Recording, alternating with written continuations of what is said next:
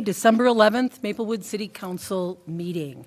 I want to first start by thanking all of our public safety staff and our communications staff for the fun Santa parade. I know I was on Facebook watching our communications director, Joe Sheeran, tell everyone where all of the public safety vehicles were traveling around town. It looked like a really, really fun event. I know that the Bruin Troop Farm had some very fun weekend events. I was out bell ringing for the Salvation Army over at our Hy-Vee. If any of you are interested in signing up to ring the bells for Salvation Army, you can go to registertoring.com. And it's a simple 2-hour shift. It really was a lot of fun. It really gets everyone in the holiday spirit.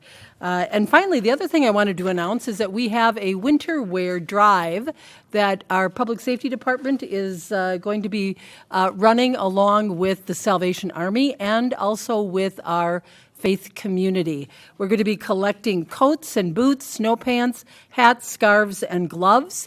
We will have a donation box out here at City Hall, so if you have a new or gently used any kind of winter wear, we know that we've had a pretty mild winter so far, but we know January is coming and February too, and it's going to be pretty cold. So if you would like to drop off here or at one of our places of worship, we'll have some information on our website about that.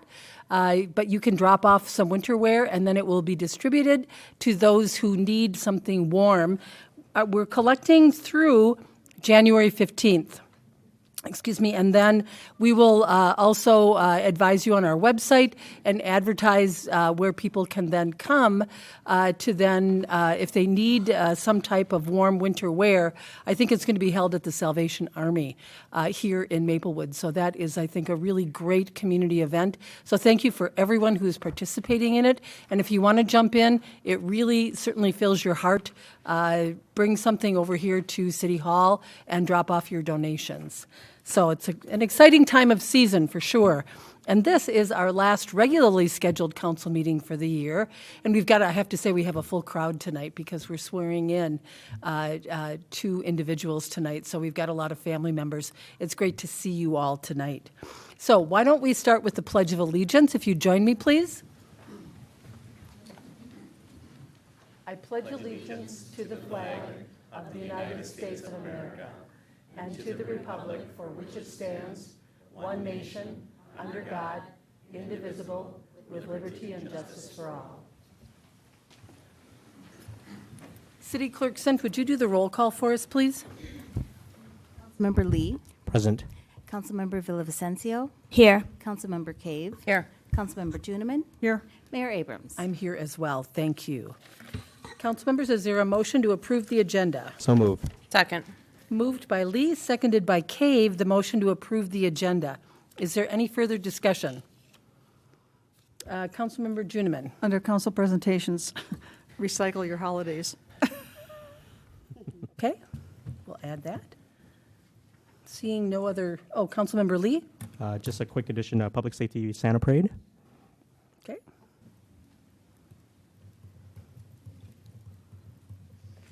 All right, I think we've got everybody. All those in favor signify by saying aye. Aye. Any opposed? The motion passes. Approval of our minutes. Is there a motion for the November 27th minutes? I move approval. Second. Moved by Juniman, seconded by Villavicencio, the motion to approve the November 27th, 2023 City Council meeting minutes. Is there any further discussion? Seeing none, then all those in favor signify by saying aye. Aye. Aye. Any opposed? Abstain. Councilmember Cave abstained. Thank you for that. Moving on to our administrative presentation, City Manager Coleman, the council calendar update. Thank you, Mayor Abrams, members of the City Council. Upcoming meetings, this is technically our last meeting of the year. Under the consent agenda this evening, we're asking for consideration to have a special council meeting to interview a candidate for city manager replacement. And then on January 8th, we're going to have the owners of Birch Run Station come out and talk about a building concept they're looking at. And what it is, I think it's the kind of the perimeter, the outlets around the strip center. So that'll be good to hear what they've got planned there. And other than that, there's nothing else on the calendar till January 8th. Are there any items of concern or interest that you'd like staff to work on your behalf? Councilmember Lee. Just a quick thank you, City Manager. And a little while back, we had a moratorium put on to the cannabis situation. So just curious to see if we can get an update on kind of where we are with legislation, if there's been any movement at all at the Capitol or anything like that. So. There really isn't anything new happening at the Capitol till a couple months into the new year. Mm-hmm. But if there is anything that we haven't shared with you, we'll do that. Get it out. Yep. Thank you. Seeing nothing else, then let's move on to council presentations. Councilmember Juniman. I'm really not a party pooper, and I'm not jumping the gun here on recycling holidays since they aren't here yet. But since this is our only chance until the 8th of January, I will call residents' attention to the City News, the Maplewood News, where there's a reminder, so I'll remind you from here, that if you have old holiday lights that are burned out or you no longer want to use, you can recycle them at the Ramsey County Hazardous Waste. And Christmas trees, real live Christmas trees, can be put out at the curb for the first 3 weeks of January here in Maplewood, or you can take them to the yard waste sites in Ramsey County. So when the holidays are all over and you're packing it up, that's where you can get rid of things. Thank you. Councilmember Lee, the Santa Parade. Thank you. Just really quick, Councilmember Juniman, I took out a box that I purchased last year, and half of the lights are already dead. So I'm waiting to recycle them. So this year I won't be doing after Christmas shopping, light shopping.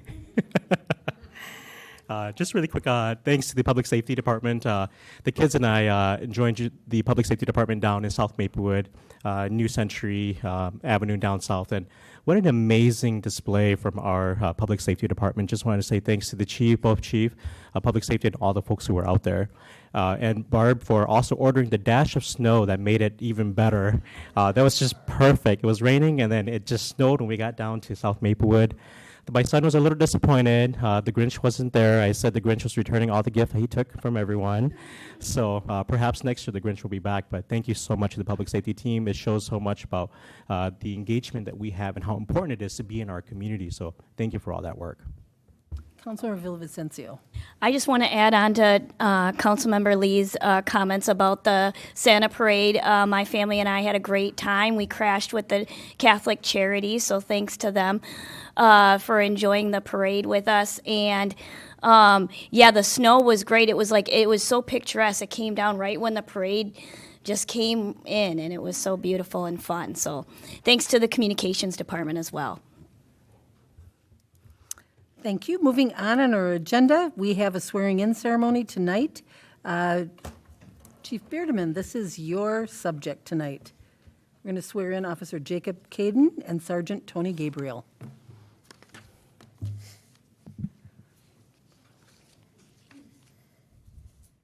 Good evening. Let me start by thanking our mayor, city manager, and city council for your support. I also want to thank our public safety staff who are here tonight, along with our friends and families who are all joining us tonight for the swearing in of Officer Jacob Caden and the promotional swearing in of Tony Gabriel. Madam Mayor, Council, a little over 2 months ago at our last swearing in ceremony, I talked about the challenges of hiring in today's climate. At that time, there were 179 agencies actively recruiting 1,000 officers in this state alone. As of about an hour ago, that number has risen to over 200 agencies and well over 1,000. Over the past 2.5 years, this has made my job exponentially more difficult as I remain focused on hiring only the best, never settling, and selecting only those above anything else who are good people. When I look at the hires and promotions that we have made over the last 2.5 years, I reflect upon the great work that our staff does every day, and I am reassured that we are not only merely surviving this crisis, but we are flourishing despite of it. I recently heard a quote that said, "You never get to watch your own obituary, but every day you have the opportunity to write it." For the new officers, such as Officer Caden, all the way to senior officers, such as Sergeant Gabriel, that means every day they are given the opportunity to make a real difference in our community, in people's lives, and within this profession. And that will be the legacy of service to others that you leave behind. Tomorrow, Tony and Jacob will receive a signed letter from me with the closing paragraph that reads, "I trust that you will always conduct yourself in a manner that will validate the wisdom of the Maplewood Police Department having hired you and promoted you as opposed to the other unsuccessful candidates. Do never forget the high standards and expectations that we have for you, and remember to serve our community and this profession with pride and honor." At this time, I'll have Officer Jacob Caden, now known as badge number 455, join me at the podium.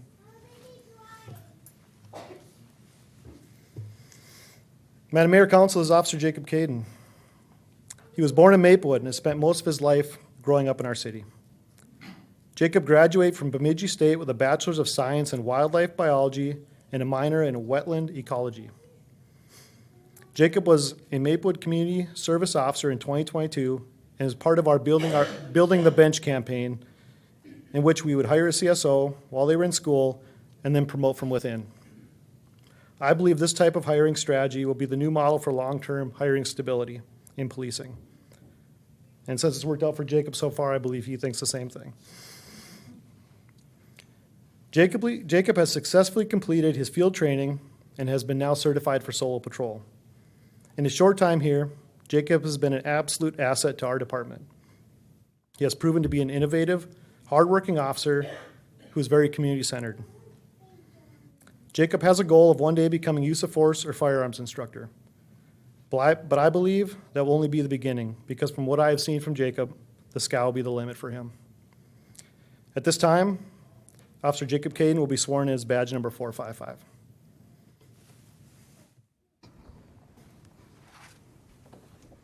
Hi, I have you. Raise your right hand.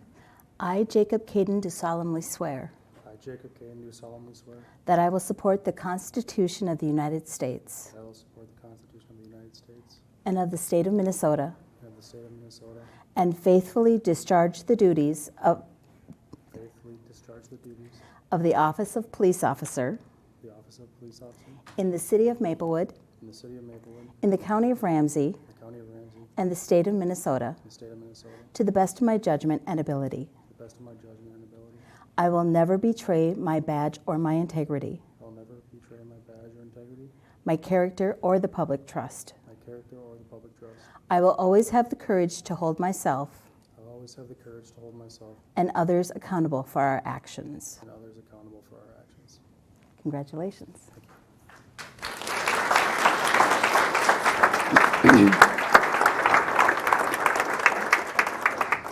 Madam Mayor, Council, it's tradition in policing to have somebody from the officer's choice pin their badge. Who would you like to pin your badge on?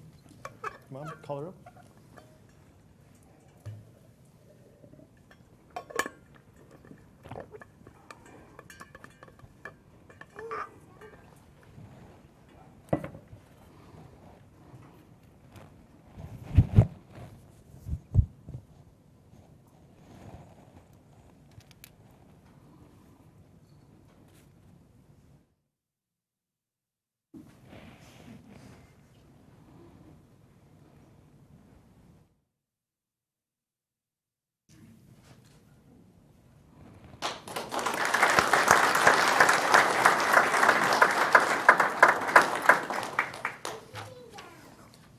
I will now have Sergeant Tony Gabriel, badge number 326, join me. Madam Mayor, Council, this is Sergeant Tony Gabriel. Police sergeants play a significant role in the success of any agency. Organizationally, the chief of police is the face of the agency, setting the tone, creating the vision, and steering or guiding the ship. However, on any given day, I can opt to show up to work, and very few people would notice. And the work goes on. If a sergeant were to not show up to a shift, everyone, including me, notices, and things come to a grinding halt. Sergeants are the absolute backbone of any agency. The chief can have the vision and the ideas, but without the sergeants, that vision does not become a reality. And that is why the selection and promotion of a sergeant is so critical to an organization. Tony rose to the top of a process that included 8 candidates that were extremely impressive. Probably the best group I've seen in my 22 years here, so the future of Maplewood is bright. Tony has held many positions within the department. He was an investigator. a retail crime officer. We served together as canine handlers and also an acting sergeant. Most recently, you have known Tony as our community service outreach officer. Tony has been with the department for 18 years, and for the majority of that time, I've known Tony to have aspirations to become a Maplewood sergeant. No doubt some of that drive was to follow in the footsteps of his father. His father was a sergeant with the Ramsey County Sheriff's Department. Tragically, in 2007, he was killed in a motor vehicle crash. Tonight, Tony is wearing his father's Sergeant Brass chevrons on his collar to honor his father. Tony, it's been a long time coming, but now we will swear Sergeant Tony Gabriel in as badge number 326.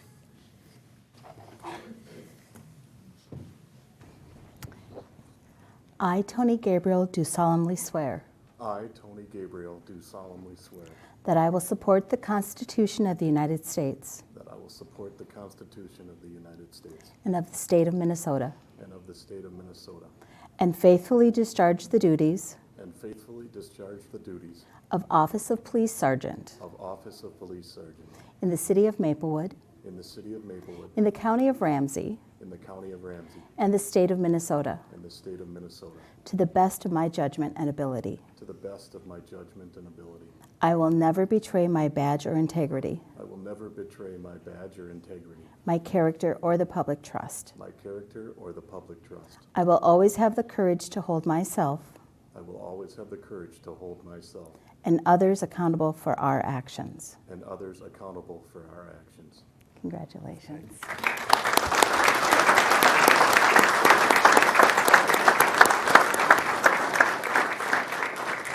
I believe Tony will have his wife Dee Dee pin his badge on.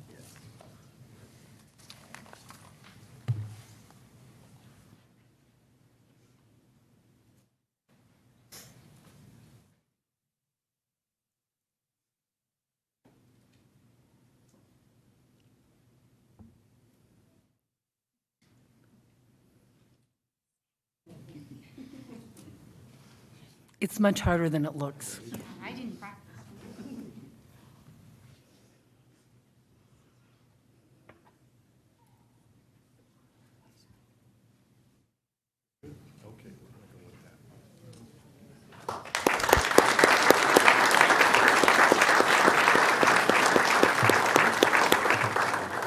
I believe Tony would like to say a few words to the council. Madam Mayor, members of the City Council, City Manager Coleman, and Chief Beardeman, thank you for all you have done to make this night possible. Every day, I remind myself how lucky I am to work for a department that is fully supported by its City Council members and Mayor. I would also like to recognize the leadership of Chief Beardeman, who has prioritized community outreach as one of the department's main goals. I served as the department's community outreach officer at one time, and I saw firsthand the positive relationships the members of our public safety staff are making every day. Lastly, I want to thank my family, my mother, Lynn, my daughters, Grace, Ellie, and Annie, but especially my wife, Dee Dee, because she has been by my side through this long journey. Thank you, dear, for believing in me through the ups and downs of this process. Thank you.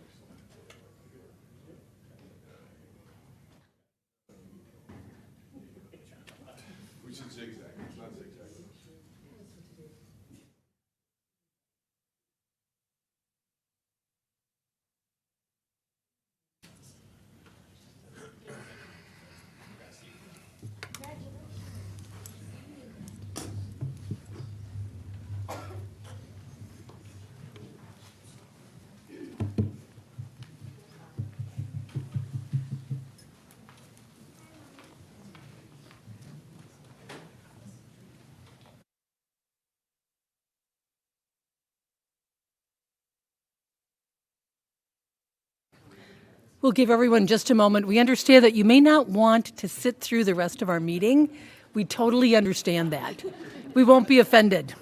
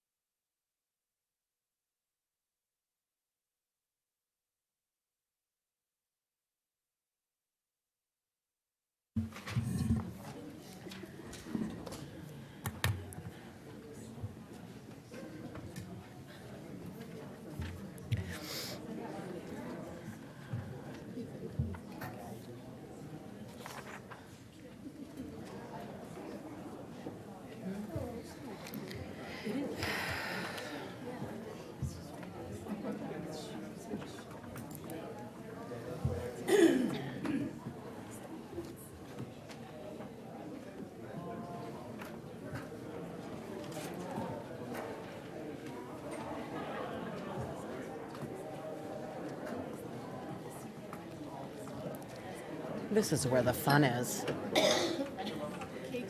This is where the fun is.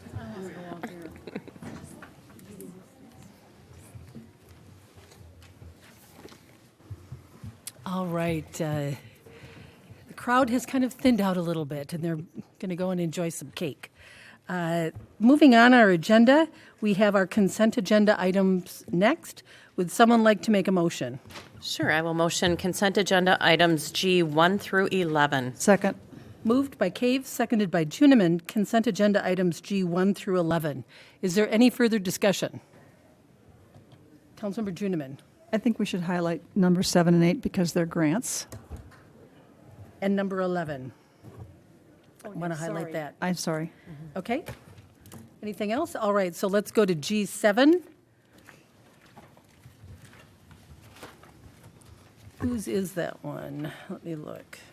Mike Martin, I think. Mr. Martin. Thank you, Mayor and Council. So item G7 is a grant agreement between the City of Metropolitan Council for a Livable Communities Act grant.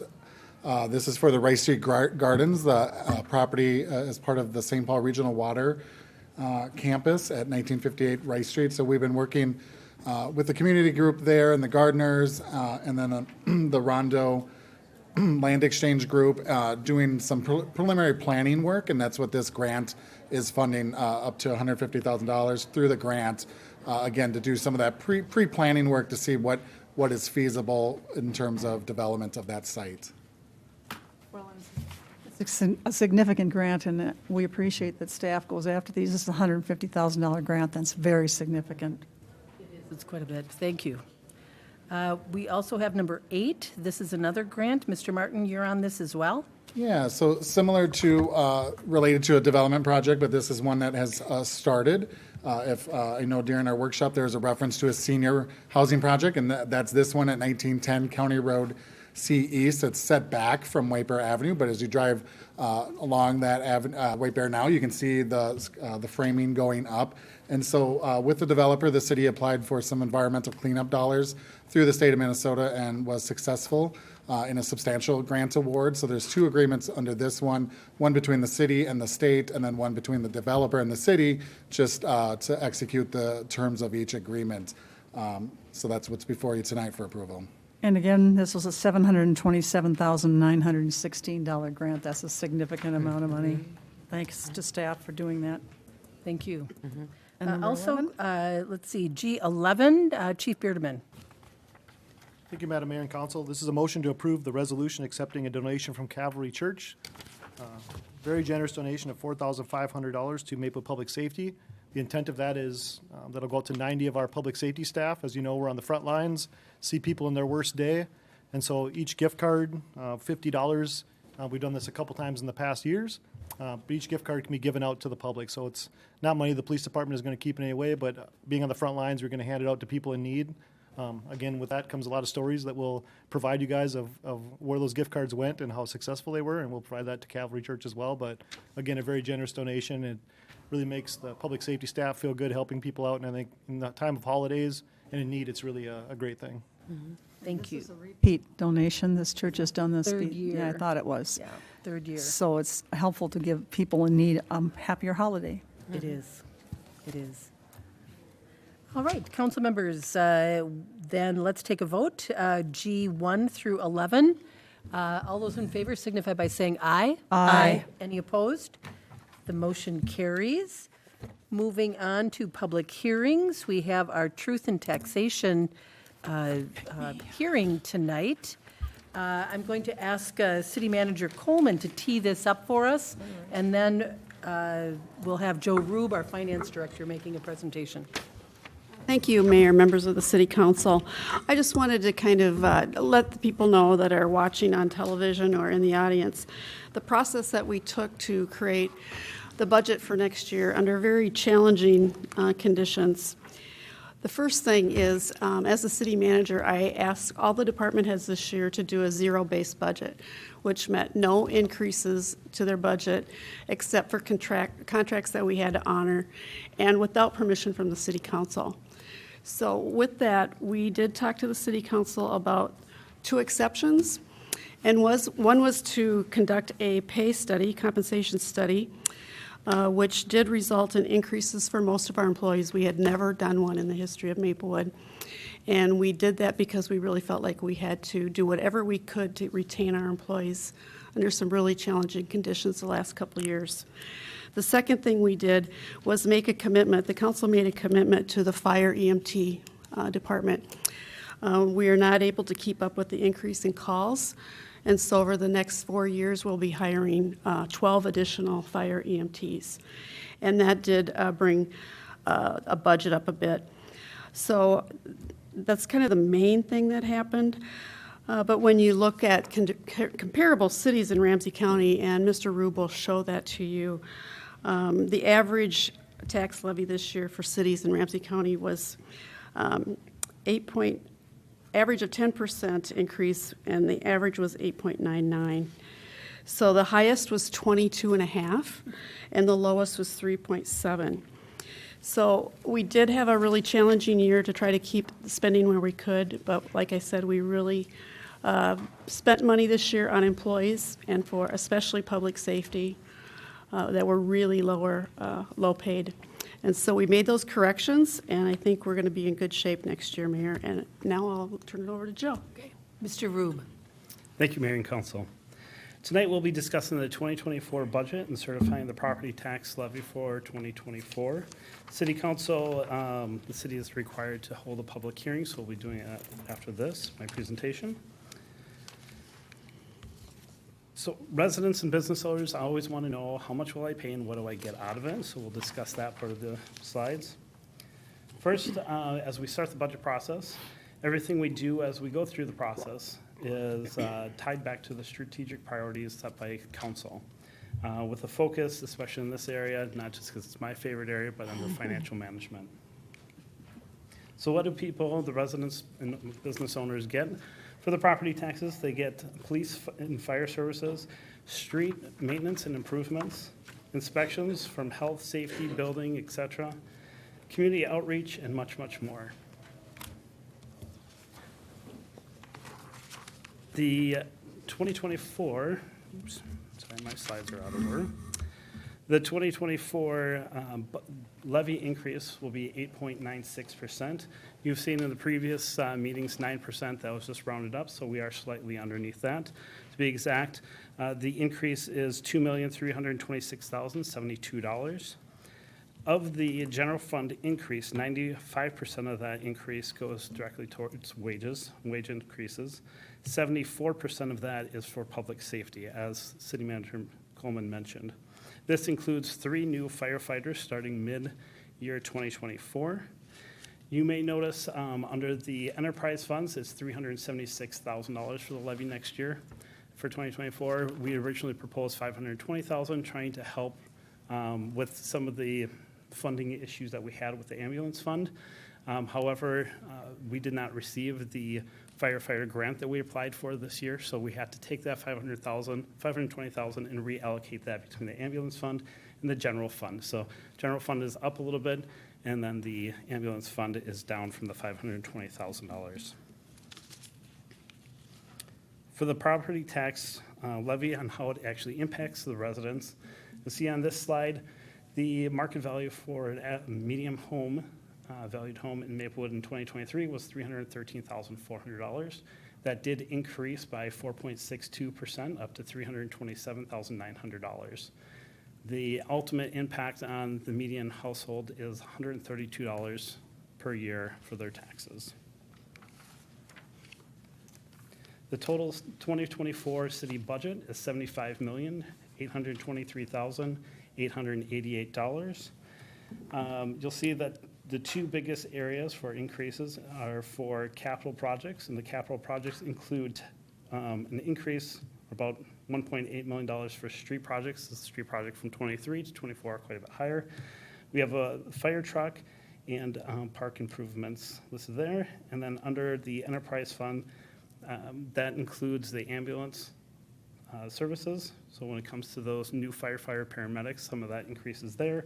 The wage increases based off the compensation study, as well as the sewage treatment that is a direct increased cost that we have no control over. That increased $548,000 alone on sewage treatment. So who gets the property taxes? When you see your residents see their property taxes, this is how it kind of breaks out. The city receives 33.53% of the taxes, which is very similar to what it was for 2023. The county receives 35.54%, schools 23.04%, special districts, which include Met Council, mosquito control, regional rail, housing, and watersheds, receives a combined 7.89%. The total property tax increase, this is kind of how it plays out. It's broken out here by school district because the county figures, city, and other all remain the same through each category. Based off of the school district levies, you'll see here that 623 has the highest increase of 8.1%. However, last year in 2023, their increase was only 2.5%, where the other two were over 11%. This is showing that the median household will see an increase between $303 per year to $371 per year on their taxes. We, as staff, like to highlight that there is a homeowner homestead credit refund available, especially considering taxes have gone up significantly. There are two different types of refunds. There's a regular refund, which is based off of your income, and then there's a special refund that's based off of if your property taxes went up more than 6%, if the actual increase was $100 or more, and that increase cannot be affected by your home improvements. So if somebody does a lot of home improvements to their house and their market value goes up, they don't factor that in there as a consideration. This program is funded through the state. So some statistical information that we received from Ramsey County. Their information shows that 29.7% of residential properties will see no increase or an actual decrease in their property taxes for 2024. 49.6% will receive a 0 to 10% increase, and 20.7% of residential properties will receive something greater than 10%. We've received several phone calls from residents asking how their taxes are being impacted in that. A big part of it has to do with the valuation of their home, and we have seen that quite a few homes have seen significant increases. Part of the problem is once you get to a certain point, you don't get homeowners are no longer eligible for a homestead market value exclusion. So there's a portion of the taxes that actually the value of your home can actually be reduced by. But once you hit the your valuation of your home is over $13,800, that valuation or the exclusion goes away. So basically, as your home increases in value and the market value increases, it reduces your exclusions. For the tax levy history, the city's tax levy for this year will be 8.96%. As you can see, over several years, over the last 10 years, it's been as low as 0%, and the 10-year average is 4.35%. For the tax capacity, the history over the last 10 years, so the average, has been 6.3%. As you can see from this graph, between 2022 and 2024, the tax capacity increased by over $10 million. That has to do with the inflation and the home values, as well as new construction, which is good for the tax base, but then it helps broaden the taxes, so it spreads it out a little bit more. I'm gonna go one more here. Another factor that gets included is the fiscal disparities. This is all taken care of by and monitored by Met Council.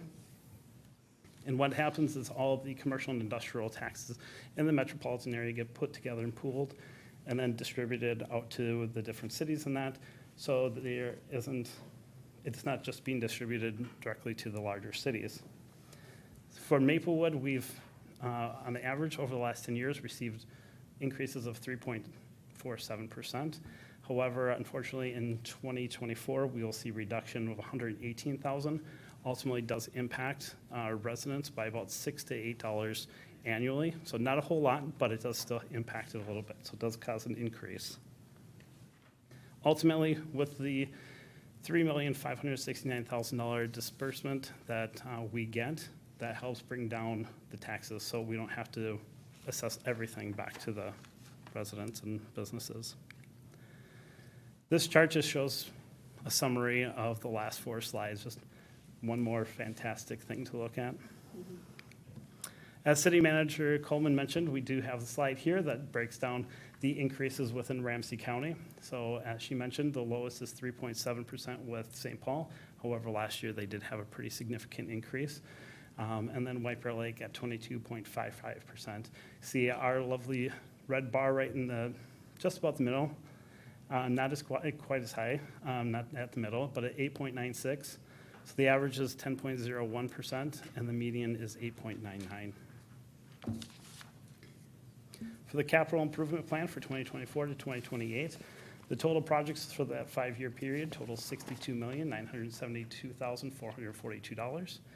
Of that, $16,491,000 is slated for projects in 2024. Some of the major projects for 2024 include streets at $10.8 million, park improvements for $550,000, a fire engine for $1.1 million, and an ambulance for $282,000. As of right now, we are not recommending any financial changes to the financial policies. And then before I get to the council considerations, I just want to make one side note that when it comes to the general fund, and as City Manager Coleman mentioned, we are asked to start off with a zero-based increase. We do across all the departments. The staff and department heads do look at their budgets and do cut back where they possibly can to make sure that the tax burden is as low as possible. With the general fund in 2024, department heads and their staff were able to reduce their costs by over $314,000 from 53 accounts. So they looked at all their accounts, 53 of them, they took somewhere as low as $200, but somewhere upwards to $10,000 that they reduced in order to make up for some of the increases. And then those they cut from training, supplies, equipment, wherever they could see they could make a cut. With that, staff recommends council holding the public hearing for the 2024 budget and then adopting the 2024 budget at 8.96% over the prior year. Adopting the overall city budget for $75,823,888. Adopting the 2024 to 2028 CIP totaling $62,972,442. And finally, adopting the 2024 financial management policies. With that, happy to answer any questions. Council members, are there any questions for Mr. Rube? Councilmember Cave. Just a comment. With Mr. Rube being his first year, I think you did an excellent job. We've gone through this process for over 6 months, I think, the whole thing. And every time you come in, it's been great working with you. You make things sound, you bring it down to my level so I can understand it. And I appreciate that. And all the work that city has done, you know, staff and all the department heads have done to help you and assist you and help keep the budget, you know, where we needed it. So thank you. Thank you. Any other questions for Mr. Rube? Seeing none, Then at this time, I'm going to open up the public hearing, and our city clerk sent, if anyone would like to speak at the public hearing, would you please make sure that you sign in at the sign-up sheet on the back? Once I open up the public hearing, I'll go through the list of anyone who wants to come up and make comment.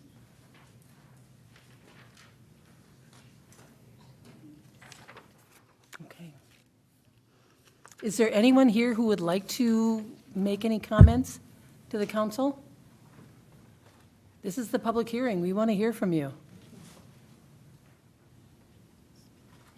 Well, we'll have a public hearing, and if, anyway, and then you'll have an opportunity, if you would like to come up, I'll leave it up here, and you could actually sign up here. And then once I close the public hearing, after everyone has spoken, then if there are any questions that need to be answered, then we'll direct staff to answer those specific questions that you may have. And then after that, then the council is going to discuss the proposal, and then the council will make a determination. Excuse me. Got a little bit of a Minnesota cold kind of a thing going on. Okay, so I am going to open up the public hearing. Is there anyone who would like to address the council concerning the our truth and taxation hearing? Is there anyone who would like to address the council? Is there anyone who would like to address the council?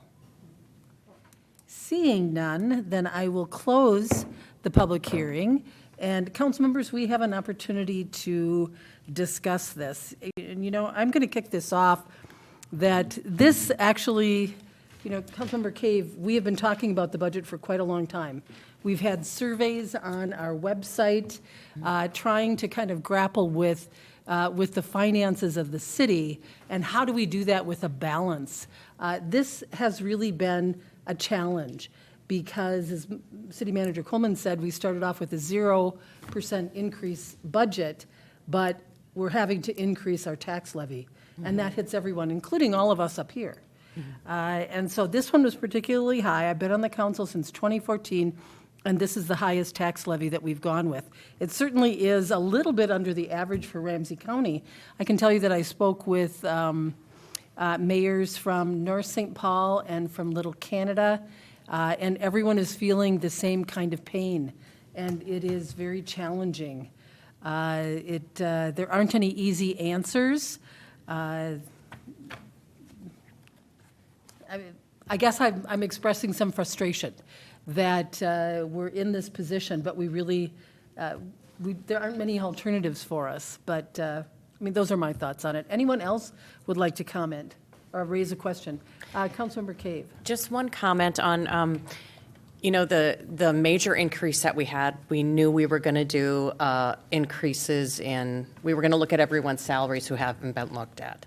And we knew increases were going to come with that, especially in our public safety sector. And you saw an example tonight of just two gentlemen, one new who came from the CSO program and another one who was promoted, and talked about how much the city here has the backs of our public safety and staff, and it makes such a big difference. And it really, that was the tone that we've always kept up here at the council, and I think that's what helped us realize that, you know, we do need to come and have payments, you know, salaries equal to other cities. And with that in mind, it was hard to do an increase like that, but what we were doing it for wasn't just for willy-nilly things. It was for staff.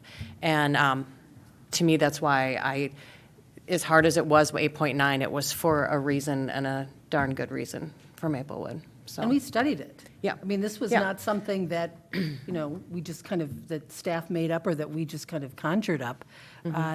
We were underpaying our staff, and we needed to correct that. Yeah. You know, one of the other things that goes into this mix is that on a weekly basis, we get the fire reports so that we know how many runs, how many calls, how many medical emergencies, fires, all of that information, and looking at those numbers going up and up and up. and realizing that the council, I'm trying to remember when we made the commitment that we need to staff our fire department, so fire and EMS, so that we can make sure that we have staff ready and prepared with equipment to go out to medical emergencies.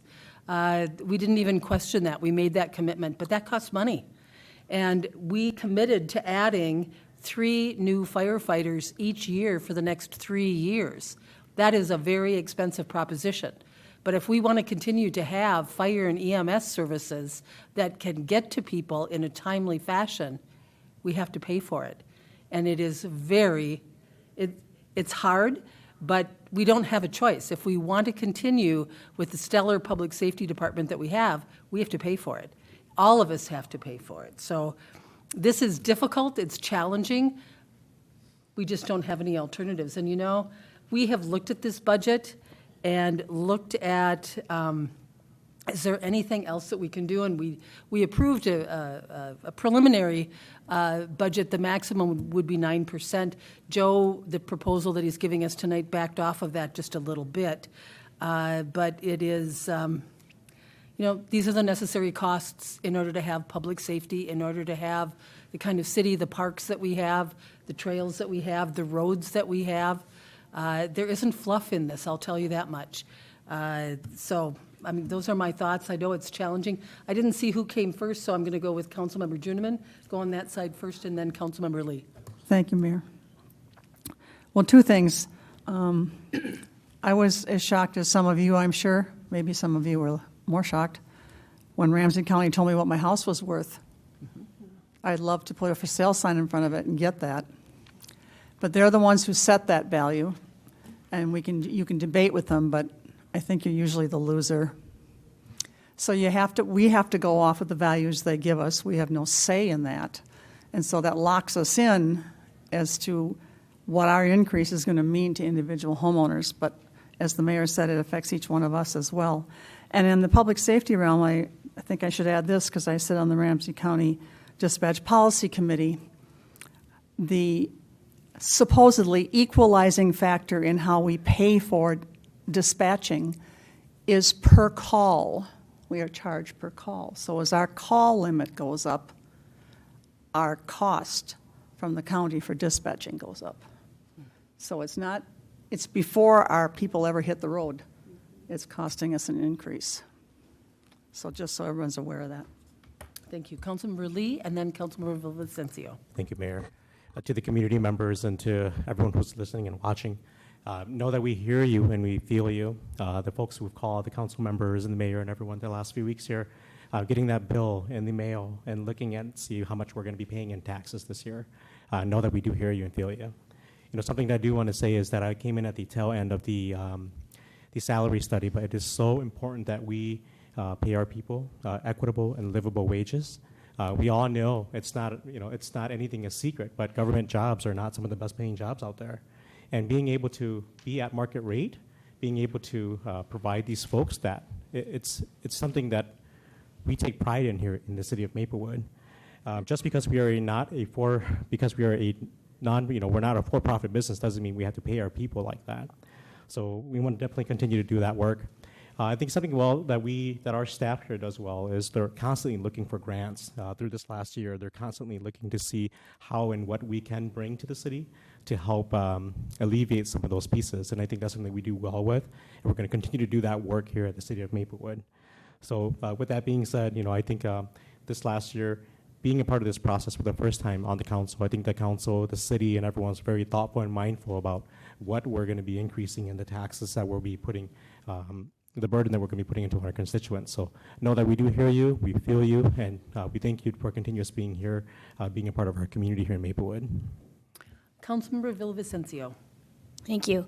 Well, I don't think there's a debate in the fact that if you want quality service, you have to pay people livable wages and wages that make sense to the work that they do. And I know that the staff here works very hard, and I've always been always been very happy about that. And I think that being part of the work study in in this process has been a huge lesson for all of us, and we cannot have quality services without quality pay. And so, as everybody else has said, this is not frivolous, and we really value the work that everybody does here. And so, and we value what the service that is given. So thanks.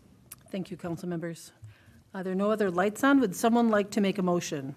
Motion to approve the resolution certifying property taxes payable in 2024. Second. Moved by Lee, seconded by Cave, the motion to approve the resolution certifying property taxes payable in 2024. Is there any further discussion? Hearing none, all those in favor signify by saying aye. Aye. Any opposed? The motion carries. There's one more motion. Someone like to make that? I motion to approve the resolution adopting the budget and financial policies for 2024 and the capital improvement plan for 2024 through 2028. Second. Moved by Cave, seconded by Juniman, the motion to approve the resolution adopting the budget and financial policies for 2024 and the capital improvement plan for 2024 to 2028. Is there any further discussion? Hearing none, then all those in favor signify by saying aye. Aye. Any opposed? That motion carries as well. Next on our agenda is the Achieve Language Academy project. Mr. Rube, this one is yours. Thank you, Mayor and Council. So tonight we're talking about the possible issuance of tax-exempt conduit revenue bonds for Achieve Language Academy. Before I get into it, I'd like to make a correction to the staff report. Under recommended action, there should be two items. The first one, holding the public hearing, and the second one, motion to adopt the resolution. And I also wanted to clarify under the fiscal impact that there is no cost to the city. The city will be charging a fee of 0.05%, so 0.5%, as well as an application fee to Achieve Language Academy. So it'll bring in approximately $50,000 worth of revenue. So Achieve Language Academy has requested that the city issue tax-exempt conduit revenue bonds for to restructure their current debt, remodel, and add an addition to their existing building. These bonds will help them address facility safety concerns, make larger classrooms, and updates to the school to better serve their families. The city can issue up to $10 million in bank qualified bonds each year. In 2023, the city issued under $2 million worth of bonds for the street projects. So we have an additional $8 million available. With conduit revenue bonds, Achieve Language Academy will be able to use the city's tax-exempt status to get better interest rates for their bonds. There's no risk to the city or Maplewood taxpayers. As mentioned, the city will receive around $50,000 worth of revenue. There's a connection with Achieve Language Academy, although they are in St. Paul. Approximately 70 out of their 450 students live in Maplewood, so about 16% of their students. Kennedy and Graven, bond counsel for the city, performed a tax analysis for the project and have concluded that Bond Series 2023-1 note would be designated bank qualified, so that's part of that $8 million. And then Bond Series 2023-2 note does not count towards the city's BQ limits. Robert W. Baird and Company, the placement agent for the bonds, also performed calculations to confirm that the requirements for BQ status were met. We have representatives from Kennedy and Graven, and Achieve Language Academy here today to answer any questions that council may have on the project and or bonds. And then staff recommends holding a public hearing on this and make a motion to adopt the resolution. Thank you. Can we hear from the attorney with the Kennedy and Graven, please?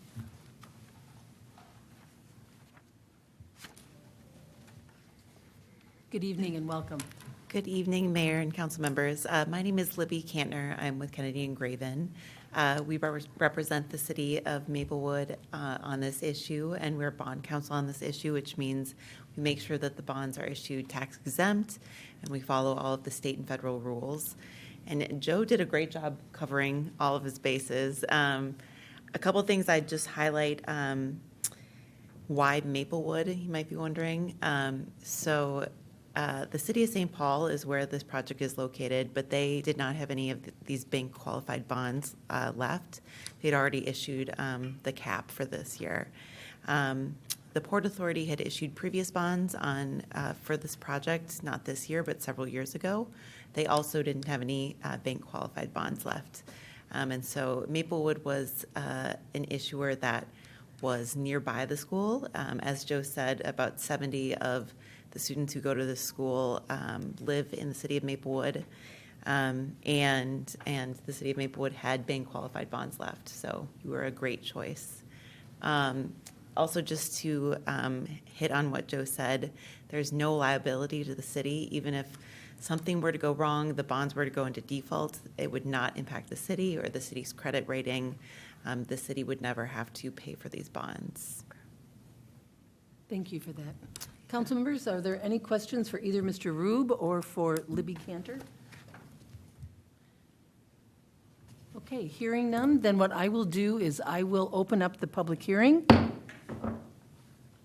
City Clerk Sint, is there anyone signed up to speak at the public hearing? There is not. Okay. Is there anyone who would like to speak at the public hearing? Good evening, Honorable Mayor, City Council members. My name is Justin Fincher. I'm with JB Vang Partners. We're the owner's rep to Achieve Language Academy. With us tonight, we also have Dr. Wyndham, the Executive Director to Achieve, and Elizabeth Brandt, the board chair. And on behalf of Achieve, we'd just like to say we're very excited about this opportunity. We'd offer up a tour of the facility if you'd like that. I think right away you'd realize that they are in need of some expansion space and some new addition space. So these dollars will be going towards something valuable for the school, and very appreciative of you guys considering the proposal tonight. And we'll stand for questions. So, Okay. thank you. Do you want to please sign in on this and give this to the city clerk? Is there anyone else who would like to speak during the public hearing? Anyone else who would like to speak during the public hearing? Then I will close the public hearing. Council members, it is now our time to decide. Is there Councilmember Juniman? Thank you. I would just like to ask exactly where the school is located and how many students they have.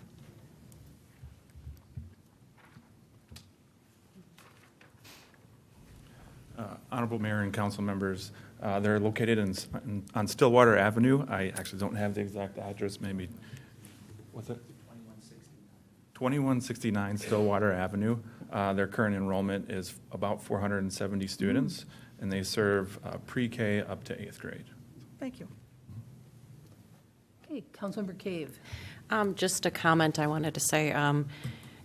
You know, at first when I read this, I was like, oh, wait, it's a St. Paul school. How does this work? And, you know, it was explained really well. And I think that being able to have an opportunity to help any school who is working with children is a wonderful thing that we can do. And it's really great that you guys came to us, because if we have it, I feel like, why not share? So thank you. Anyone else? Councilmember Lee. Just a quick question for our finance director.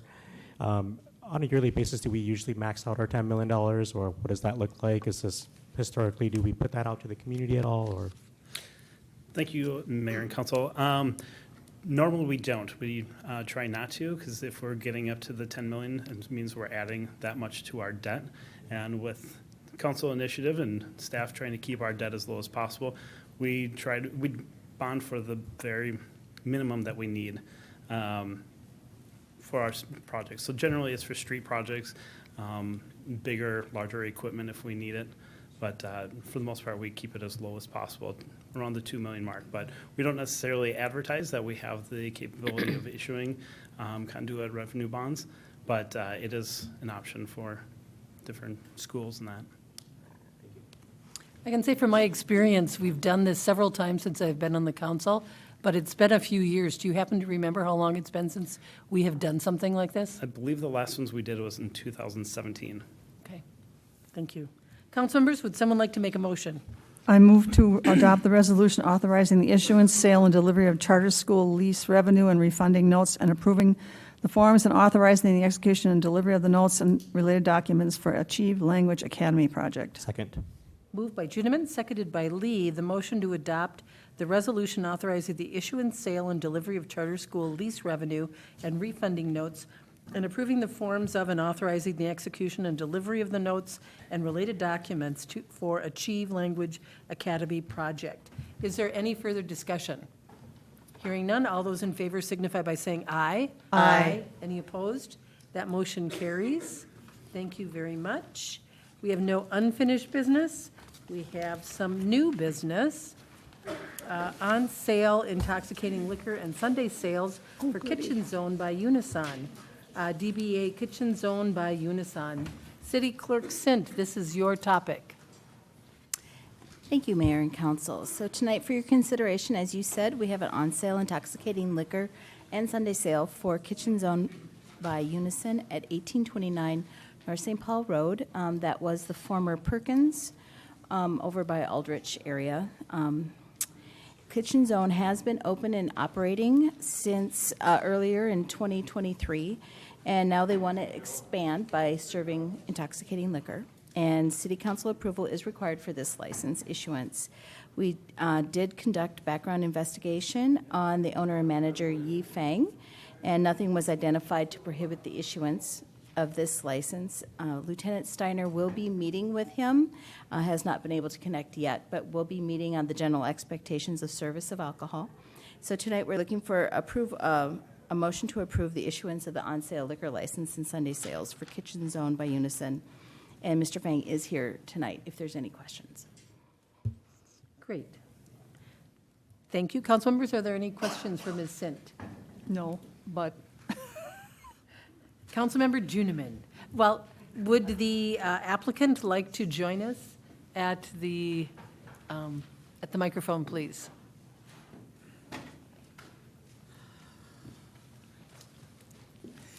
Good evening and welcome. Good evening, Madam Mayor and member of City Council. My name is Yi Fang. I'm the applicant for liquor license for Kitchen Zone in Maplewood.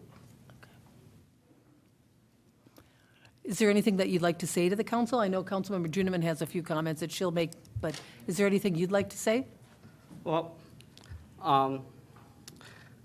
I'm sure some of you have joined us during the opening back in May.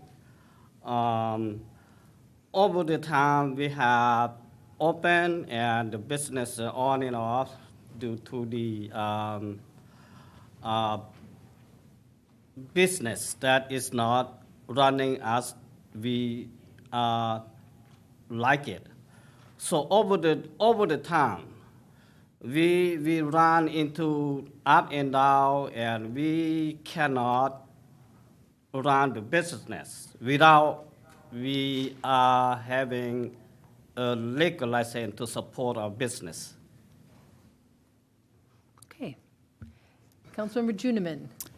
since you're asking for a liquor license, it's my obligation to say, we will be very, very unhappy if you happen to serve liquor to underage people. So do you understand that everyone who serves liquor must be very careful not to serve it to people who aren't old enough? Madam Council member, I understood.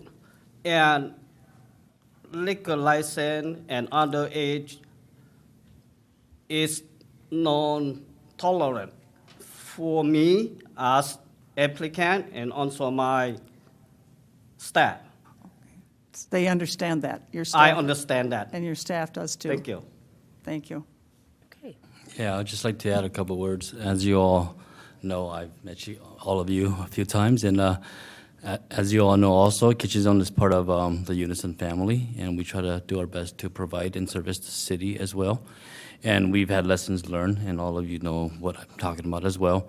And we're getting better every day. We're going to work hard at it, and we're going to continue to strive to ensure that no minors are served alcohol. And we've going to continue to work on our procedures and training, and also even rewards and consequences for our staff so that they understand how important it is.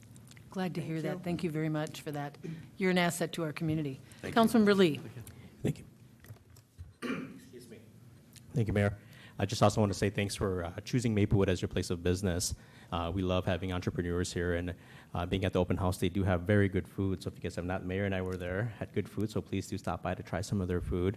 Thank you for that, and thank you for the commitment to helping make sure that we're not serving alcohol to those who are underage. So, Unison has been a big part of our community here in the city of Maplewood, providing spaces all the time for not just, all community members, but members from our community use as a community space. So thank you for the continuous support of our community in general.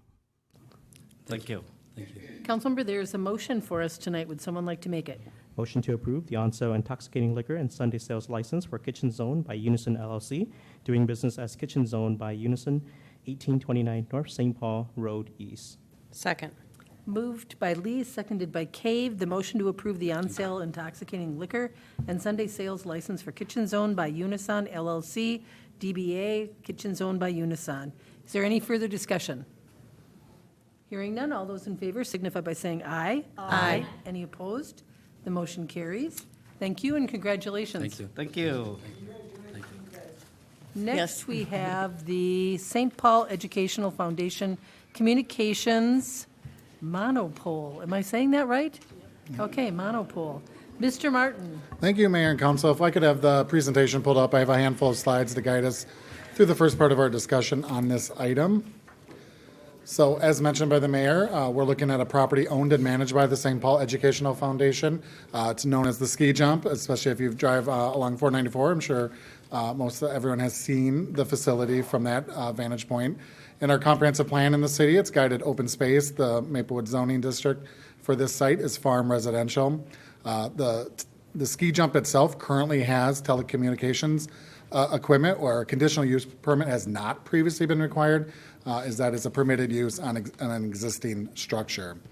So we're looking at a new structure proposal, and that's why we're going through the analysis of a conditional use permit and variance requests. So again, the ski jump, as mentioned, has had wireless equipment on it since 1997. As it's moved forward, there's been several upgrades and additions to that equipment. And recently, in the last few years, the property owner had a design and structural analysis conducted to determine if the structure can continue to hold the upgrades that were needed for the existing carriers. And it was determined that it couldn't as the structure currently exists. So then the foundation decided that they would like to look at a new communications monopole, and that's where the request is tonight. And so the image on the right is from the cul-de-sac residential neighborhood just to the west of the tower. And you can see the top of the tower, and that's about 100 feet. And that's just to give you some scale approximation of what's being requested at that 195-foot tower height. So the proposed tower would be located just to the south of the existing ski jump. It's taking advantage of where the existing ground equipment is already located. So the property owner and their consultant had a desire to keep that tower within the approximation of the existing ground equipment so that ground equipment would not have to be moved. So the tower setbacks that are required to the east, west, and north would all be easily met. It's to that south, and we'll talk about that in the next slide where a variance request comes into play. The ground equipment meets all the setbacks that the ordinance does require. Should mention that the existing ground equipment does not have any screening in place. The site itself is somewhat isolated. If you were able to take a site visit or you've been down there before, you would understand that you kind of got to go back into the site before you get to the jump itself and where there's ground equipment.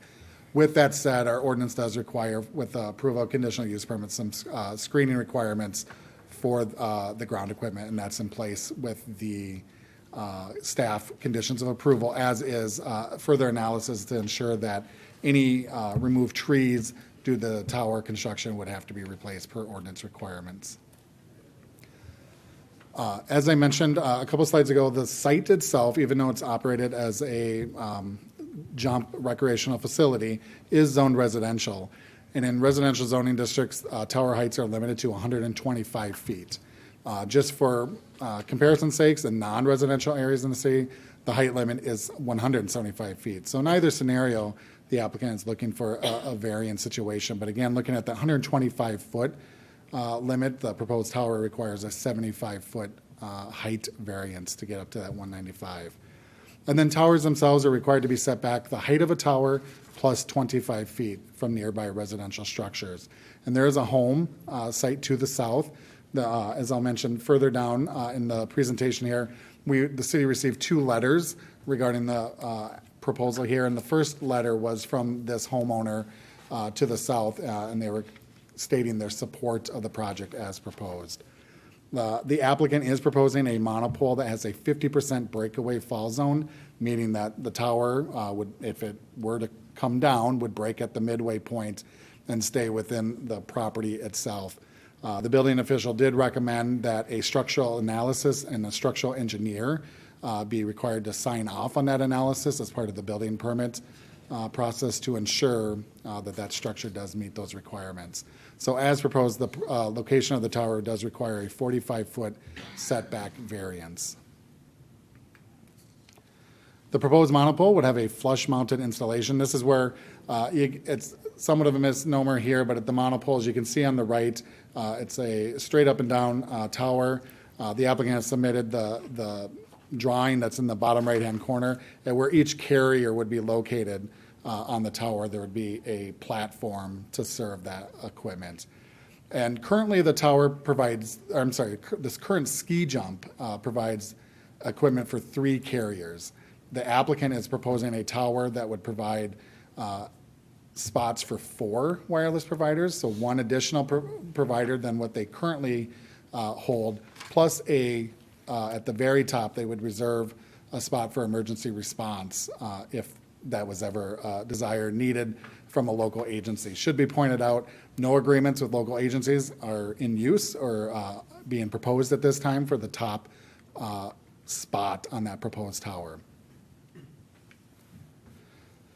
For the public process, staff did send a public hearing notice to all properties within 500 feet prior to the meeting, outside of the homeowner to the south, stating their support of the project. Staff did not receive any other comments. No one attended the public hearing before the Planning Commission in November.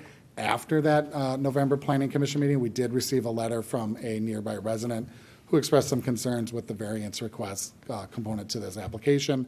That homeowner's letter was included with your staff report.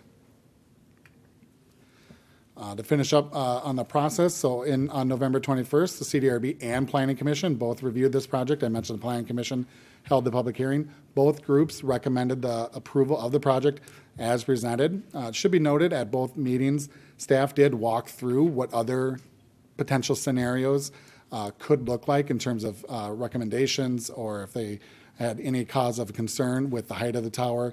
And again, both groups stated they were comfortable with the project as proposed. The project is before you tonight for final decision. The applicant is present, both the property owner and their consultant, and they can stand for questions. With that, staff is also recommending the project. Council members, do you have any questions for Mr. Martin? Councilmember Juniman. This is a big variance. And from that visual you showed with that house, this is going to be a really tall, ugly thing. So I do have a little bit of an issue. And on top of that, I do want to make sure that the people that are wanting this have read the environmental report about the trees, because when I got to that point, I thought, boy, this thing is tall and it's ugly. And then I saw 2 18-inch oak trees, and I went, Okay, now we've got 3 reasons not to like it. I have to be mighty sure that they understand about that and the screening that now needs to be done, but I am not terribly happy with the height variance. May as well say so. Is the applicant here? Do you want to come up to the microphone, please? Good evening. Do you want to introduce yourself? Madam Mayor and council members, my name is Dale Ramses. I'm with VMC. I am the telecom consultant for the St. Paul Educational Foundation. I've been working with them for the last year and a half, based on the tower, existing ski jump, taking cellular components and getting it to where it's at a maximum capacity. So what's this question can I answer? Councilmember Juniman. I don't know that you can. I'm really bothered by the height variance. So I will walk you through how we got to the height. Okay. We have an existing structure. It's Right. fine. It is designed to do what it's supposed to do. Right. There's no errors in that. There's no deficiencies in it. Right. But as you install what used to be a couple hundred pounds worth Right. of antennas, now we're doing 3,000 to 4,000 pounds of equipment. Yeah, I understand. It's just wrong. So it got to a point where to modify it was adding risk and liability to the ski jump, to the educational foundation, when you could literally put a monopole in that's feasible for it, working for it, designed for it, for less money. So this is kind of an economy of scale. It's best to just go back and build something that's made for cellular. What we have to do is the jump stays there, and the signal is electromagnetic interference. We have to be above that metal ski jump to propagate the signal. So we have to go to 100 feet at baseline. We have to get just above it. And the farther we get away from it, the higher we have to get so it doesn't affect. So we want to keep it tight to the ski jump. So at that point in time, 120 feet is the bottom. The carriers would like to be lower, but we can't do that. We're not going to take down the ski jump to build a monopole. So 120 foot is our baseline level of where we're going to start with providers. Technology and industry standards, it's 15 feet of vertical elevation per carrier. So let's go to 125, 140, 155, so we hit the 175 range. We want to be good stewards and build this so we're not building one and they build one a mile down the road because we didn't build 2 more spots. So we want to be able to be used for the future, have space available. The top that you're asking about, that you're most cautious about, is we're leaving that available for emergency response. And I know it personally because I built the Armor project 10 years ago in Ramsey and Dakota County, and that spot was highly valuable. They will use that elevation at some point in time. So we want to have it there available for them. This is a rent-free tower use for the emergency response. So everything that's going to be emergency response, police, fire department, county dispatch, Armor projects, anything that would be involved in that would have the use of that. If you so choose that you don't want the tower to be 195 feet, we can take it down to 175, but we lose that availability for emergency response. So is this I presume, an income source for the foundation? It does. It's a small annuity for the foundation. Okay. Thank you. Where is it included that top level is reserved for emergency response in the county? Well, we put it in, left it open to have discussion, so much like the permitting of the carriers that are there, that you didn't have a CUP where, so if there's sins of the past, we want to take your advice, we want to take your suggestions and put it in place. And for us, it's how would you like it worded? How would you want it designed? If you tell us that you're going to approve it for 195 feet, my question is, do you want a 195-foot pole immediately? Or do you want us to design this pole to have 175 feet with a section there laying on the ground when needed? I guess it's a little confusing to me. It's conjectural as to, you mentioned rent-free, that the county would be able, emergency services would be able to use the top level rent-free. But where is that included and what kind of discussion is there about that? And has there been any discussion? No, we have just left this. This is the point where now if we know what we have, then we can offer that. We can offer that olive branch. We can offer that marketing tool to sell it to additional carriers, the two co-locatable portions lower down on the tower. We need to first understand what you will allow us to do before we can go out and say, we have this for you to use. I'm not sure I'm getting all my answers. But anyway, let's see if some other council members have questions too. Councilmember Cave. Just one second. Let's do Cave and then we'll go back to you. Okay. I guess I was just kind of what Councilmember Juniman said. I just think the height of that, I mean, it's not just a pole going up, it's the whole thing around and going up to 190. It just seems like that is going to be an eyesore, a huge eyesore. It already, like it looks where it is right now, and then if you're going to go even higher, and if you're saying if you just went down a mile, you wouldn't have to go put it up that high, I don't see I'm trying to find the reason why to keep it where it is if it's such a, not a great location. I didn't say moving it down, you wouldn't have to go up that high.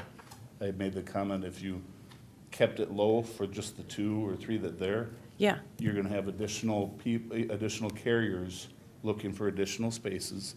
Yeah. When we would have an additional space on the tower. Uh-huh. So we're making room, we're building one pole that can accommodate for the future. If we don't build But is it the that way, if we build it future of shorter- more, is it the future of more income for the person who owns a pole? Well, it's going to be income. Okay. Yes, but it's Okay. also eliminating, do you want more poles or less poles? Do you Well, want more headaches or you want less headaches? That's Well, kind of I what don't we see it wanna- as a headache, but I also don't see the height as something I really like 195. Okay. You know, it's for me. Councilmember Lee. Thank you. I stopped by the location. Yeah, go ahead. Go ahead, Councilmember Lee. Sorry about that. I stopped by the location earlier today, and the gate was open, so I could kind of help myself earlier today. So, when you think about, when I look at the map here itself, it looks like there's a big distance. But when you're there in person, it's not that far away. And it's, that is one of my concerns too, is I understand the gist of this, but it is going to be a really big pole right there. And so I think the big piece of it is the quality of life for the people around the area. I did stop by and I talked with Patty earlier too, and Patty, the neighbor who lives directly south of the property, they do support the project. But just really sitting at her front door and looking at the piece there, it is really high, and that is my concern. And the variance, the safety becomes a big component of it for me. And I do want to understand a little bit more. Now we talk about 50% break-off point. Now we're assuming that is the top portion of the pole. What if the default is the bottom portion of the pole? I wanted to understand a little bit more about what does that look like. Is there a different break-off if the bottom portion is the problem and not the top? Well, the way that would be designed is the bottom of the pole would actually be built twice as strong as it needs to be to mount to the ground. So the weakest point on the tower would be at 50%. Okay. So it's a 16-sided faceted tapered pole where they slip fit on top. And that's what I was talking about. We can set a pole to build at 175, and the last section is slip fit on top of that to go to 195. But it's so at that point when they stack the pole and they overlap, that slip fit at whatever the center line would be that break point. That would be the thinnest point, or the going from the thickest base into the thinnest top section. So then my understanding is that the bottom portion, I mean, in the perfect world, there should not be any problems with the bottom portion at Right. all. Okay, so if anything happens, it would be just the top portion that would break. Correct. Okay. Councilmember Juniman. Back to my tree question. Under the environmental part of this report, I am concerned about the fact that there are 2 rather significant oak trees that may be messed with when you do this, if you do this. And primarily, we would like you to try and protect them in the process of doing this, but if that's not possible, you do know that they're significant trees and they would have to be replaced. We understand that. I do not believe that we will affect the trees. Okay. And I do believe that it also says here that you need to do something about screening what's already there. That was brought up in what is on site, where you are, how far we are on site. If there's stipulations that you didn't have the ability to impose on the original install, and we need to have that in our agreement, this proposal, we're fine with that. Okay, thank you. The foundation is probably 99.9% going to be a drilled caisson foundation. They will be able to basically drill that within, or disturb the soil within about 20 feet of that hole. Those trees will be outside of those perimeters. The root ball will be outside of those perimeters. Councilmember Lee, a question? Yep. Thank you, Mayor. I have two questions. I was curious. The first question is, where is the closest emergency piece to that location? Do you know where that is by any chance? You mean like an emergency response system? So I'm going to say it's in the public utilities facility straight south of the tower, mile and a half. What's on the southeast side? I do not have a map, so I do not have that location, but it's about a mile and a half due south. It's a monopole that was put up for Homeland Security for the armor project. Okay. And I have more questions, but we're not going. And the next question is, having this pole being this tall, you mentioned that ideally the carriers want the towers to be lower or the receiver to be lower. Has there been any study on how much service will improve with this particular pole having them going up? Is it going to impact the services to the constituents at all, having it being higher? The two carriers that are leading the upgrade change, which is T-Mobile and Verizon, they're satisfied with the bottom two levels and believe their performance will be enhanced because they're not on the structure and they can design it a little better. The next two that would be available for commercial use, they will be able to engineer that design into their new site. So once they know what they have and they match the sites around them, the RF engineers will then design how that system is put together. So it's not a hindrance for new people coming or new carriers coming in to use the pole. Just one more comment, Mayor. Sure. Okay. Thank you for that. And then my last piece is, having it being 195 feet in the air, does that impact bird migration pattern or anything at all? Have you guys looked into that piece, being right by the river there, that a lot of waterfowl use that as kind of that gateway to go down south? So has that been looked into? So part of our study is we've done the early due diligence for the regulatory due diligence for putting up a tower, and we've done the soil borings. We've done a FAA determination. We've done early flight patterns. FAA. So far, nothing has hit an impact saying we can't build it. So migratory, it doesn't. They haven't called any alarms to it. There's no NEPA studies saying there's any issues. The FAA has said we're good for putting that height of a pole up at that location. Even with the airport and 5G concerns that they had. Everything is accepted to standard right now. Councilmember Cave. You brought up a good point, Chambry, about the Mississippi River Critical Area, because that is in the Mississippi River Critical Area. Because we had the whole, what was that, the land down there? Fish Creek. All that was, right, it's all right there. So, that's a good point. Council members, any other questions? There are two motions in front of us. Would someone like to engage in a motion?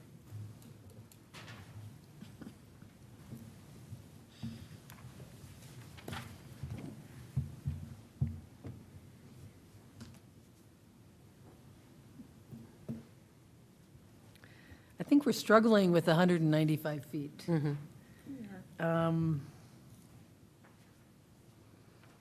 It's 100 feet now, and this almost doubles it.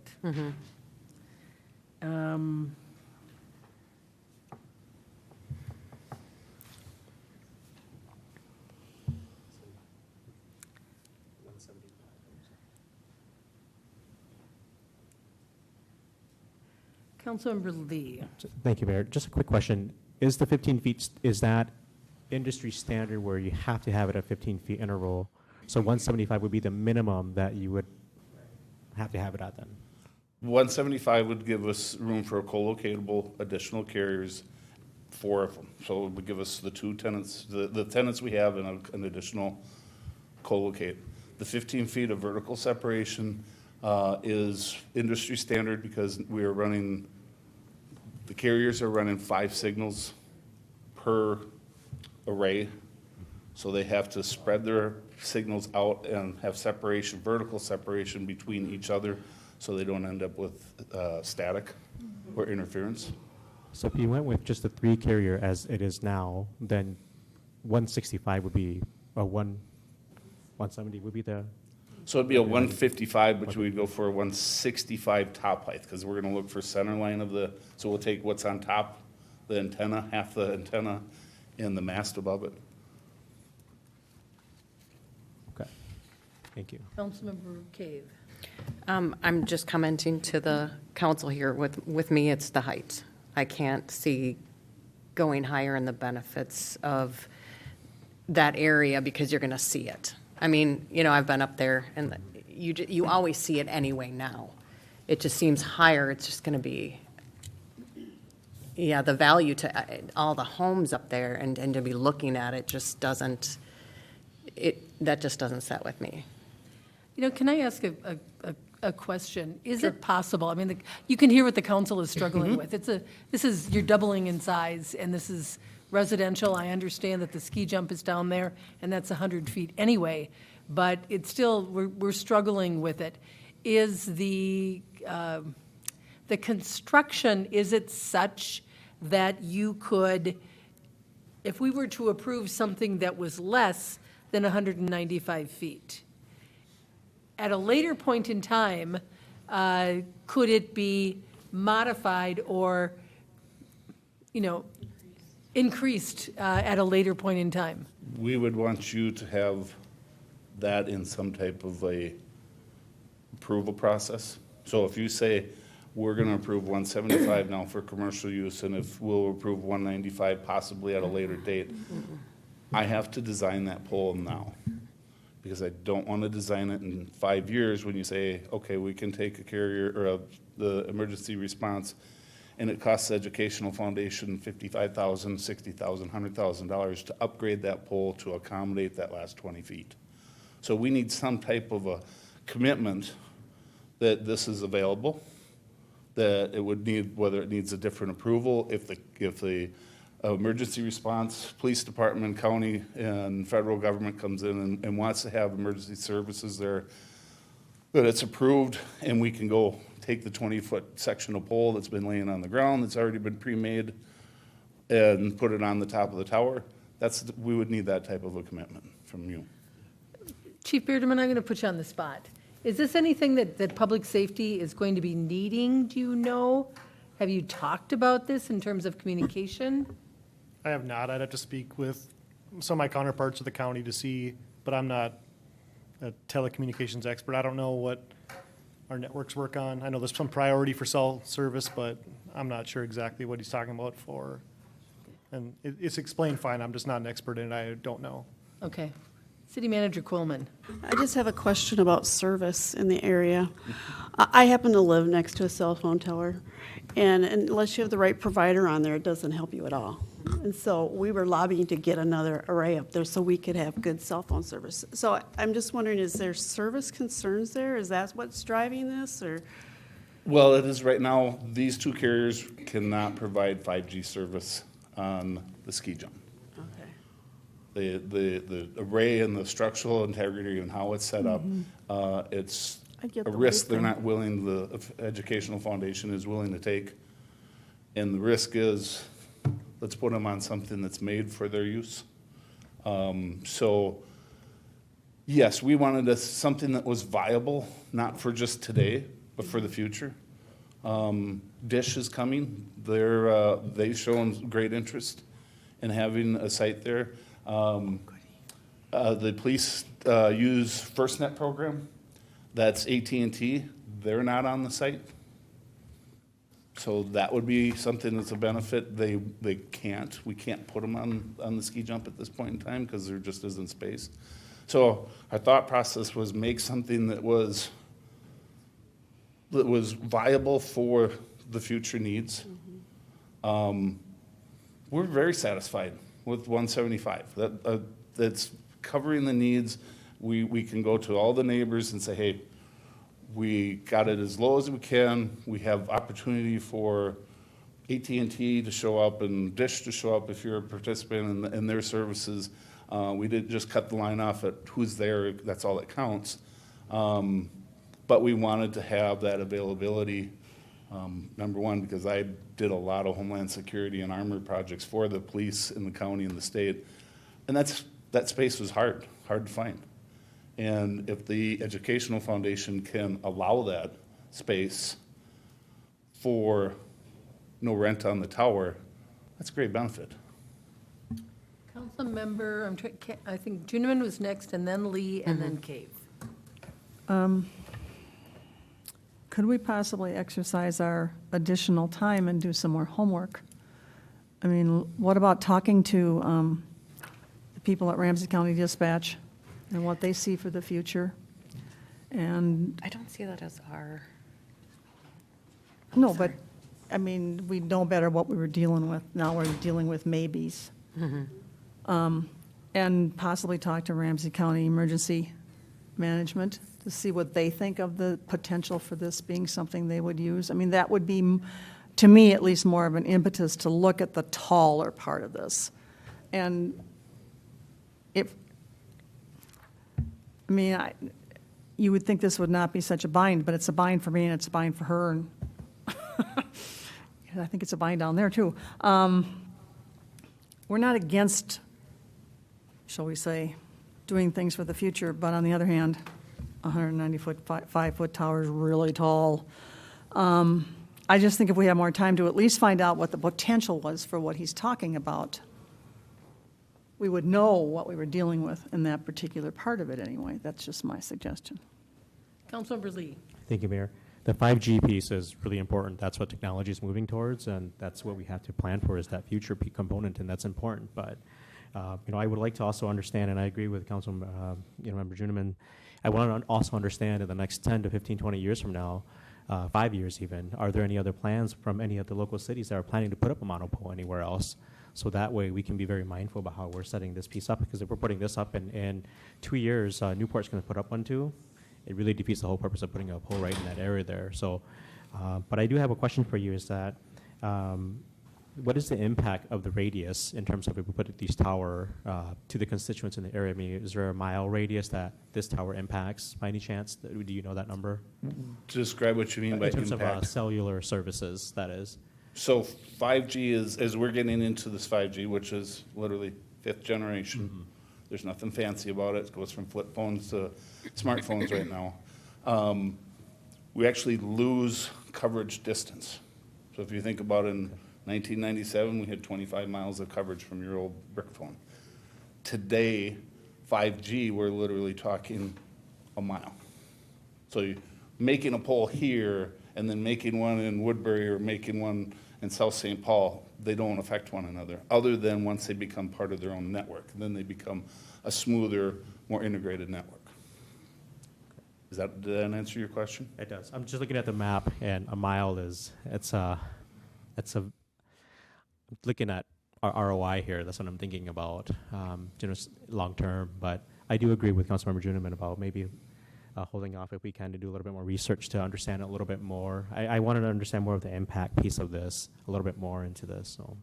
So just to reference that, if we're at 195 feet at that location, 2 miles north, we're running into the ground because it's still climbing. As we go to the west, we're dropping off into the valley. Okay, so that is one of those reasons where you have to get a little bit high to turn down and broadcast over the side of the hill. That you have to be up high enough that you shoot above the ski jump and not have interference. So we're cognitive of your displeasure of height. If we could build it shorter, definitely. But I think we're trying to get the best medium for everybody and have future use that they can say, well, that was short, we don't want anybody to say that was short-sighted, you made it for just the existing conditions. Councilmember Cave. And I appreciate you thinking of, the future. I think as our council up here, we just can't tell you what emergency management, and we can't put something in our, the CUP saying, yes, they're going to use it or no, because that's out of our realm. We just have for Maplewood, so I think that's why that was confusing. And when you talk to them and you deal with the county and the armor project, they're projected out long ways, 10 years, as they come with grants and systems. They will probably say, I don't know. When we need it, it'd be great to have it. And I can't go to them and say, hey, we want to join us. Because their first question is, well, first show us that you can put it there, and then we'll come and talk to you. So we're kind of on a slippery slope. We want to be helpful. I can't go sell this to the county and say, come on over, we're here, when I don't have that permission yet. That's why we're here today. And we can't do that either. Yeah. So and there's obviously this site was put together without CUPs because it was it was a ski jump, it was a metal frame. They hung antennas on it. It was a benefit to everybody. The community benefited from it. The education foundation benefited from it. The cellular providers got a better network because of it. So there are some variables that, we don't know and will be more than good stewards to help the situation. Sounds to me like we need a little bit more time.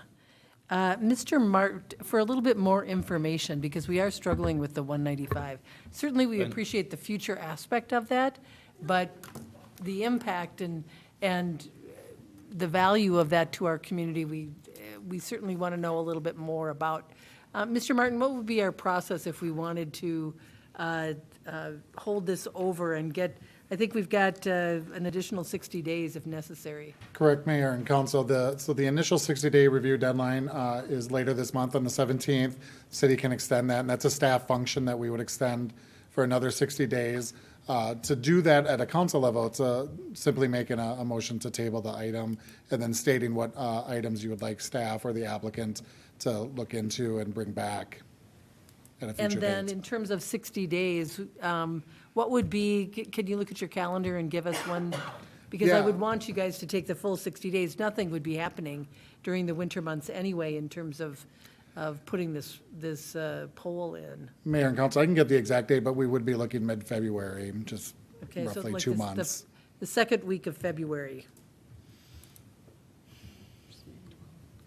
Council members, does that sound like something that would be a good idea? What I'd like to do, though, is if we make the motion, I'll make the motion to table this and bring this back to the council the second week of February.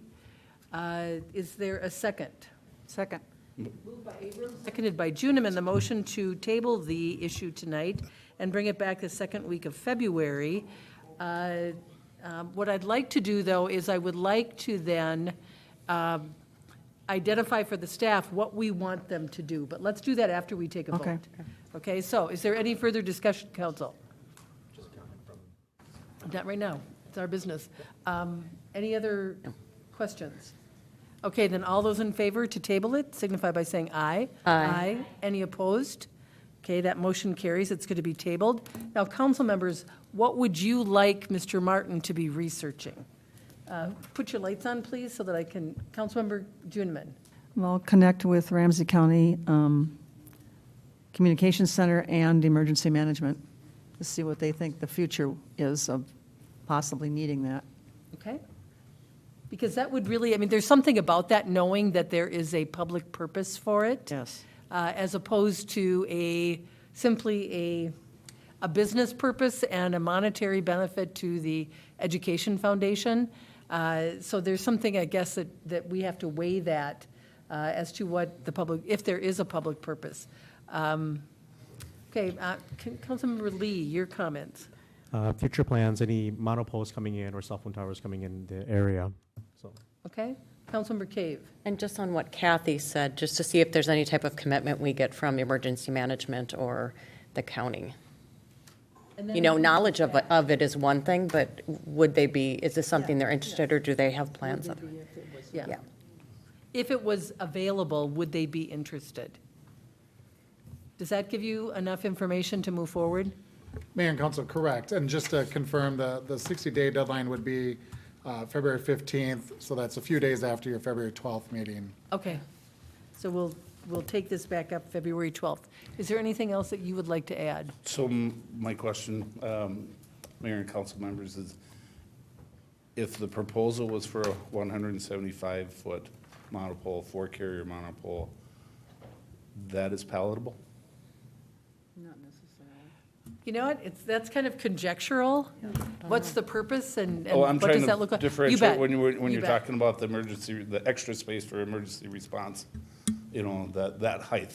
Sure. Is that the point, that threshold of no return, that you hit over 175 and that one just doesn't taste right? I certainly would not be willing to make that kind of a decision tonight. I don't know that anyone would either. Okay. So, work with Mr. Martin, we'll get some additional information, we'll have some more discussion on it. And look for some creative solutions. All right? Thank you. You bet, thank you. Next, we have the adoption of the Development Code amendments.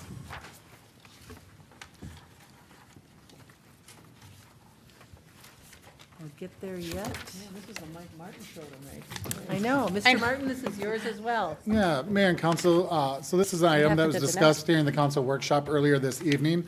So I'm just going to go through a handful of slides to just kind of set the basis again for what this discussion entails. So the city, along with its planning commission, community design review board staff, and the council, have been working on updates to its zoning code regulations, development code. And this includes the uses, which is the use table, which we discussed at the workshop, use-specific standards, including the sacred communities discussion that the council had at its workshop back in October, looking at the R3 residential district, parking, signage. Ms. Trapp from our planning consultant talked about the federal case law and needing to be content neutral and updating our codes to reflect that. Mixed-use district and nonconformity language. So those are the broad topic areas we're looking at, and they fall within 4 ordinances, 1 within Chapter 12 and 3 within Chapter 44 of the zoning. Again, the Planning Commission held multiple work sessions over the last 24 months. Public hearing was held in October of 2023. No comments were received on the amendments, and the Planning Commission recommended approval of the proposed amendments. Again, the council reviewed this work earlier this evening. There's 2 motions before the council. The first motion is to adopt the 4 ordinances, and then the second motion is to adopt a resolution of summary publication. If there's any questions as a follow-up, staff can stand for that, but staff is recommending approval of both motions tonight. Council members, are there any questions?